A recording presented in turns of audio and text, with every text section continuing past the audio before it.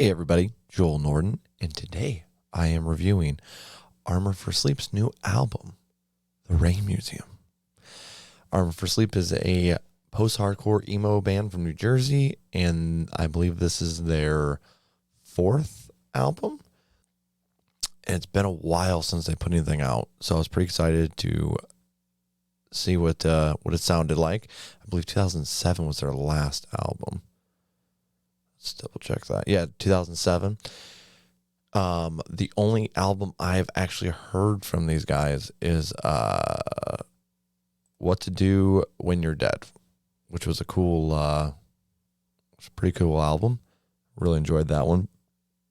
So excited to see what they had this time.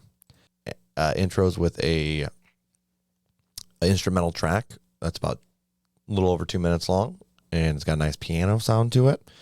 Now, this isn't something I would normally make in my playlist just because it's instrumental. I'm more of a lyric guy myself, but it is a nice little elegant intro to the album. So the second track on the album is How Far Apart, and this is probably my favorite track on the album. I think this is a really solid track. This is one me and Chuck reacted and reviewed initially, so if you want to check out that reaction, you can just search that. Now, I do think it has a nice little flow to it. Definitely a little bit more on the emo side. Just kind of a nice atmospheric feel to it. Definitely enjoyed that. Like I said, this is probably my favorite track off of this album. The next track is See You on the Other Side. And this track is filled with ups and downs musically. It has a nice soft intro. And then it picks up and then kind of dips back down. So there's a lot of peaks and valleys here. Still keeps the same vibe of this. I'm pretty sure this entire album has a nice atmospheric feel to it. This fourth track here is World Burned Down. And this track isn't too bad. It has a nice little beat.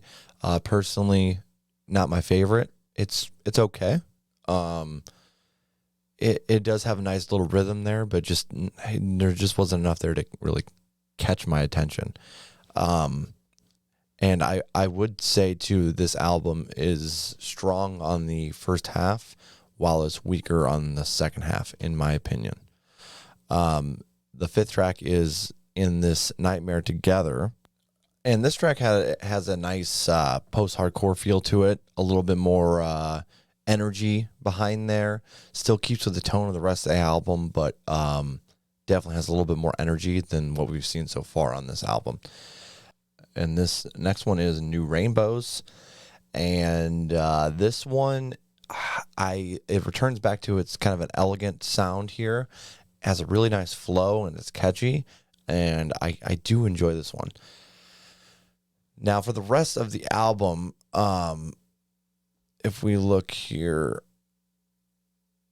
I'm Not Myself, it was okay.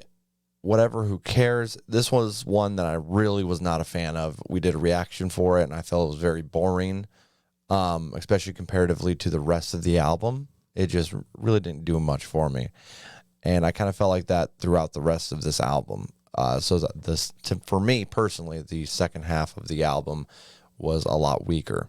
Now, I do feel that this album kind of depends on what mood you're in. Because if you're not really feeling the style of music, this could definitely come off as very boring. Now, because I've had two different reactions to listening to this album. There was times I wasn't really feeling it, and I was listening to it, and I was like, this is just really boring.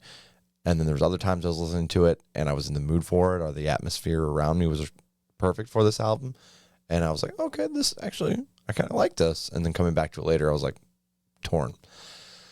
So I think this just really depends on if you're in the mood or not for certain things on this album. Like I said, for me, there was 3 really good songs on this album that I enjoyed, and that's How Far Apart, See You on the Other Side, and In This Nightmare Together, and New Rainbows. I'm actually going to add that to a playlist as well because I do enjoy that one. All in all, a little disappointing, but this is me. Like I said, I've only listened to one album, and that was What to Do When You're Dead.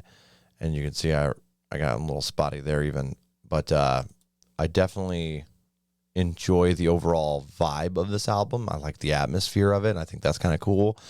And it just, for me, it was all, I'm not sure. It ended up coming out as around the average for me, just because of, like I said, you got to be in a certain mood for this. So with that being said, I'm going to go with a 5.2 for this entire album. I think it's a good sound, and I like the atmosphere, and I'm curious to see where they're going with this. Like if they continue this sound going forward, if they put out another album. But it didn't extremely impress me. So there's that.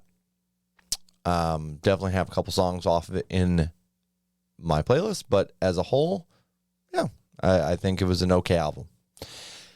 Guys, I'm Joel Norton, and that was my review to The Rain Museum.